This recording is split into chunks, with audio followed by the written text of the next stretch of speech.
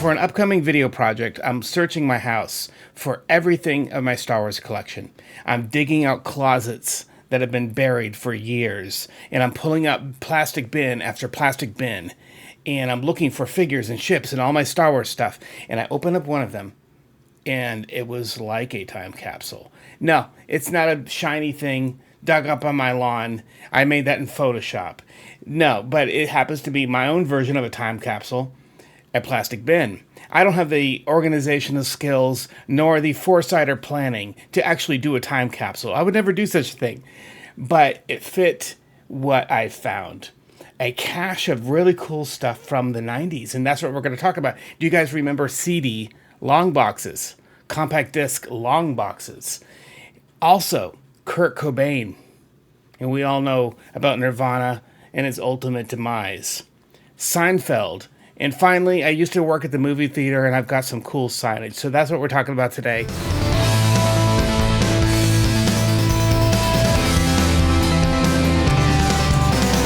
So when I found these CD long boxes among these things from the 90s, I found something from a band called PM Dawn. A band that made it big with one hit in the early 90s, in 1991.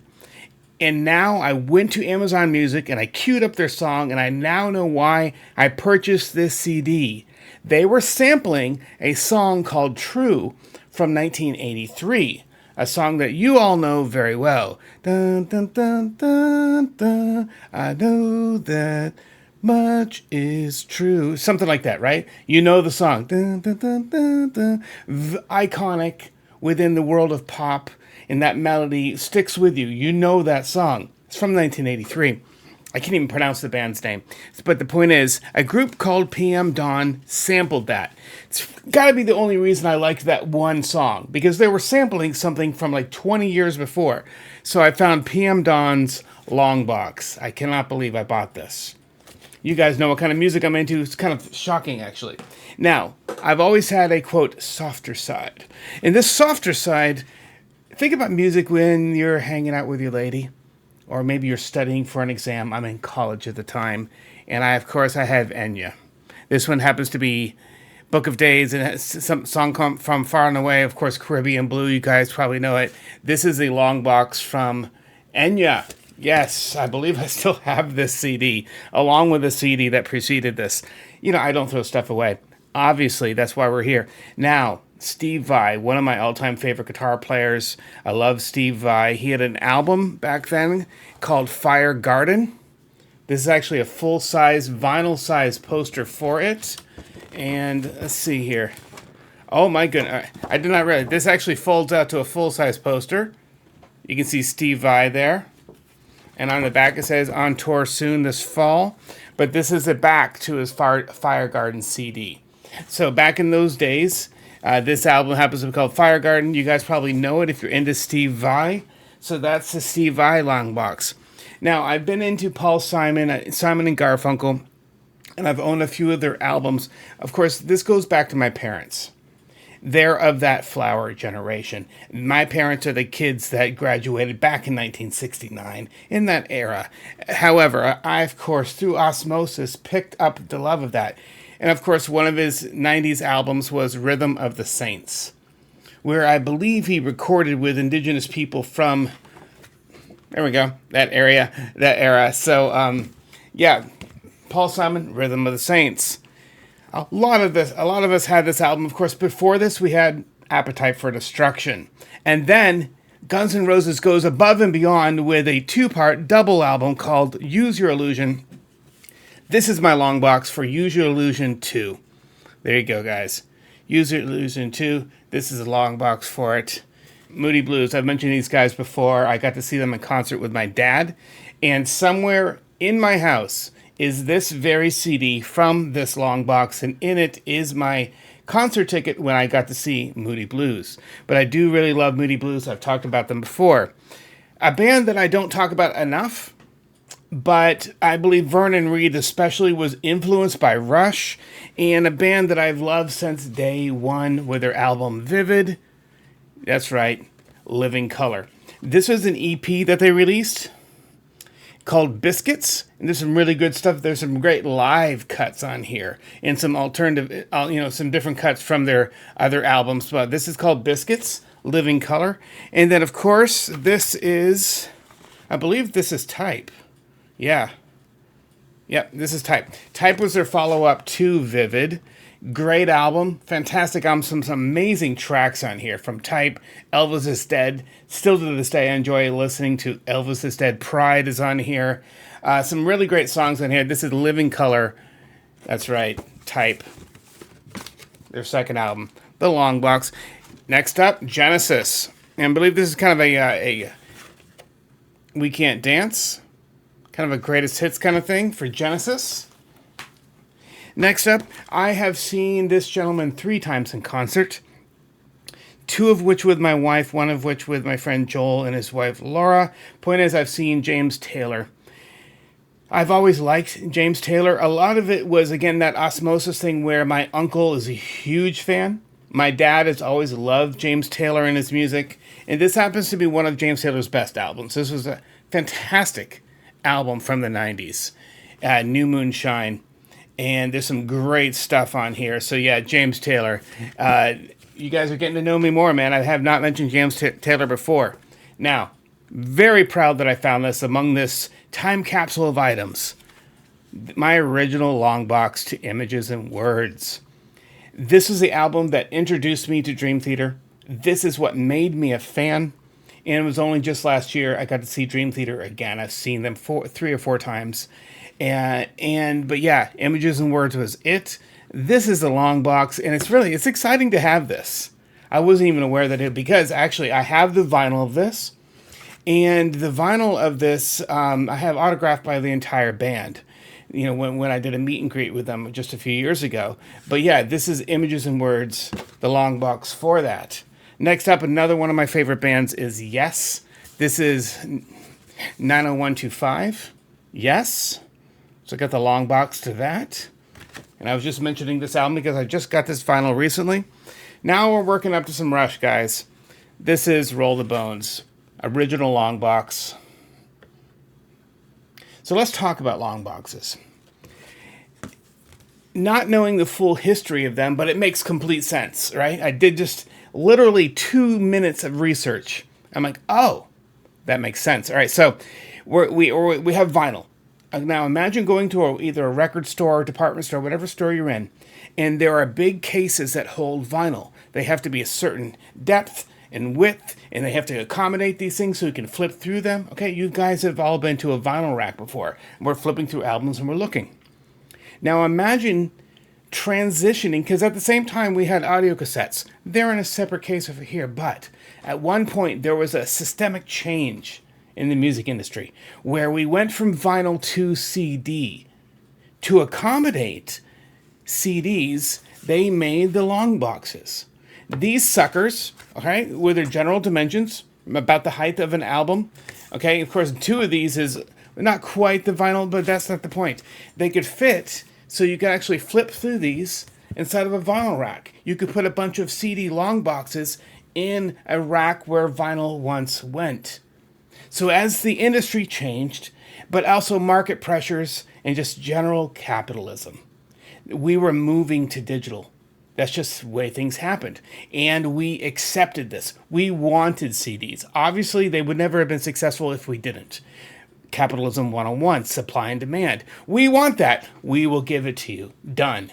But to accommodate those racks, while we still had them, vinyl started kind of going away some. CDs replaced them, and we needed something the size of a vinyl rack. Henceforth, we had the Longbox.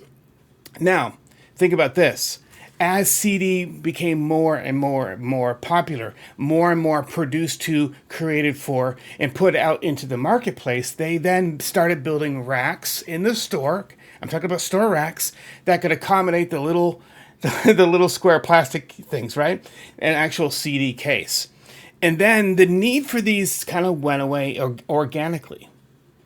I blame this on environmentalist pressures, but I think possibly this may have had to do more with just simple market forces, the need for supply and demand, what fits inside a rack, and what's popular. And hey, guess what? Manufacturers of those store displays said, we now have racks for CDs. Great. They started replacing those in the store. And now racks could accommodate the little plastic disc things. Of course, here's the weird irony. You probably all remember this. CDs then had these long things, and a lot of them had built-in the things that would go off at the door, right? The little alarm bell scanner dailies. And then they had large plastic things. It's like, dude, I just want my Longbox. Isn't it brilliant to have this art? I mean, look at that. So much better than the CD. Okay, we have a glimpse, almost like a cell phone, right? That vertical resolution, if you will. Okay, and we've all kind of gotten used to a vertical landscape. Of course, movies are traditionally 16:9 or wider. But the point is, Longboxes just organically went away, or at least I hope it's organic. I don't want to believe any more conspiracies than that. Also by Rush Chronicles. This was my first Rush best of, and of course this came out in the late 90s-ish, barely early 90s, and because Show Don't Tell from Presto is on here. But yeah, this was a pretty nice double disc CD, but it did also, that double disc though came in this Longbox. Next up, my final Longbox for you tonight is Rush Exit Stage Left. And I was really excited to find this. Back there on my shelf, I actually have a Funko Pop of this very album cover. My family bought it for me. But the point is, yes, Exit Stage Left. So back in the 90s, one movement of music dominated hard rock, and that was arguably grunge rock. Out of nowhere, a whole ton of bands came from Seattle with that, quote, Seattle sound, the grunge sound. And it was hard rock, and it was pretty good stuff. When Smells Like Teen Spirit came out, Nirvana became like the poster boy for this movement. They were out there front and center. And of course, Pearl Jam and Soundgarden, so many other bands from that area, from that movement of music. But then there was Nirvana. From Nirvana came Dave Grohl, who then went on to form Foo Fighters, and then we learned to know about Taylor Hawkins through Foo Fighters. Fast forward to Rush getting their Hall of Fame award from Taylor Hawkins and Dave Grohl. But you trace that all the way back a good 30 years to the 90s, and you had Nirvana. But then in 1994, after being into the sound throughout high school and into early college, I found out that Kurt Cobain took his own life, and I had to collect some memorabilia for it. So among the items that I found from the 90s, this Entertainment Weekly about Kurt Cobain, his life, and his early death. Another one from Rolling Stone, 1967 to 1994, Kurt Cobain. It kind of rocked my world back then. That this young guy, I've been listening to his music, and all of a sudden he was no more. And it was over. And the realities of suicide became painfully present. You started thinking about that. Not that I was thinking about doing it, but you start thinking about how could someone do that. And conversely, I'm hoping that a lot of us now look for those warning signs. There are so many examples, of course. But Kurt Cobain affected so many of us, and I had to collect some mementos from that because it was a big deal. Information moved much slower back then. We didn't have phones in our pockets all the time. We weren't able to look up information instantly. The quickest I could look for something is to run to the computer lab on my college campus and jump on Yahoo and do a word search. And there weren't any pictures. And so therefore information would move so slowly. But it felt like almost in an instant, within at least a day, we knew about Kurt. And of course, we had MTV back then. And MTV used to be kind of that disseminator of information. They kept us informed of the world of music and of movies and pop culture and stuff like that. And one major pop culture influence during that time, of course, was Beavis and Butthead. And this article says 50 million fans cannot be wrong. And yeah, it was an extremely popular show. And being a young, dumb guy in college, Of course I watched it. And of course I enjoyed it so much more than I should have. Another show that I very much enjoyed from high school through college and beyond, because it lasted 9 years, was Seinfeld. And so this is a cover from Entertainment Weekly, an iconic cover, which of course copying that iconic Beatles cover by Jerry, George, Elaine, and Kramer, right there on the cover of Entertainment Weekly. You know, in college, being a TV film major, we took a field trip, if you will, out to Hollywood, California. And we got to watch the taping of Dave's World. Harry from Night Court, he had his own show after that, and so we got to watch an entire taping of that. That was amazing. But when we were on the film lot to go see Dave's World, that sitcom, right there in studio whatever, was Seinfeld, right on the side. And I'm like, holy crap, Seinfeld's made in there. Seinfeld is recorded in that very studio. I'm on the lot where Jerry Seinfeld makes his TV show. That was huge. And I didn't know that just a few years later I'd actually be working in Hollywood. And I'd be working behind the scenes in the film industry. But at the time, as a young, hungry kid, learning to make TV and film, that was huge. So that was amazing. And another thing that has been with me throughout high school and my summers for college was working in a movie theater. You don't get a more perfect job than getting to work at a movie theater. I got to watch free movies, and, you know, we'd sell tickets and we'd do the popcorn and sodas and all, you know, I'd be one of those guys, right? I used to work at the movie theater. We'd get all the free movies we want. It was amazing. But back then, we didn't have all the digital signage that we have now. When you go to a movie now, as you're walking down the hallway, you might see Superman here and this movie here. You see actual digital signs that they can change. But back then, no. They had these long rectangle boxes that were backlit, and you put this black signage like this. This is a 90s film called Anaconda that I was able to get some signage for. It was Hercules. Okay, so this hung over the theaters that had the Disney's Hercules in it. John Travolta, Nicolas Cage. You guys probably remember this one.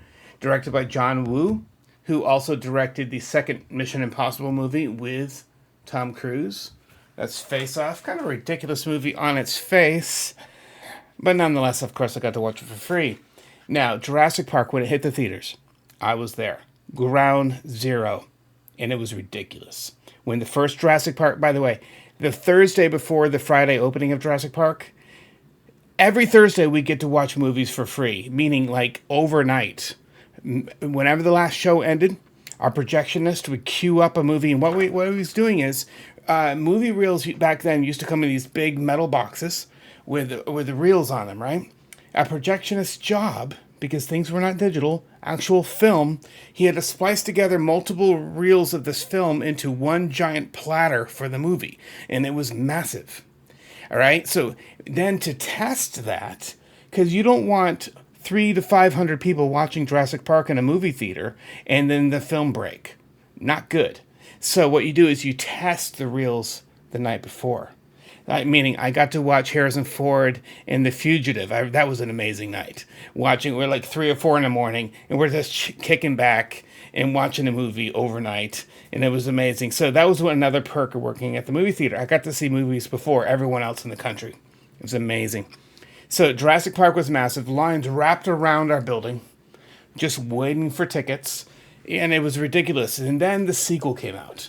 I have the sign for that. We've got a sign for that. And that's called The Lost World. You guys probably remember. You've seen it. Jurassic Park Lost World. This hung over. And we actually had to, back then, you know, when you worked at the theater, you had to move these signs around. If Jurassic Park or Jurassic World are in a couple of our biggest theaters, but as those movies become less and less popular, you move them to the smaller theaters, meaning ones that only seat fewer people. You know how it works, right?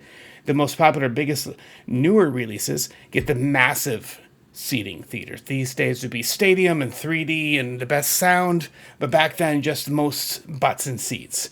So as they'd move down and down and down, we'd have to take these signs out and move them to the other little light boxes around because they weren't digital. Speaking of Tom Cruise, another movie from back then called Jerry Maguire. You guys probably remember it. Show me the money. Yeah, that Jerry Maguire. I have a big expose a big review of all the Batman movies up until now, and one of which is Batman and Robin, arguably one of the worst movies ever made. Arnold Schwarzenegger, Mr. Freeze.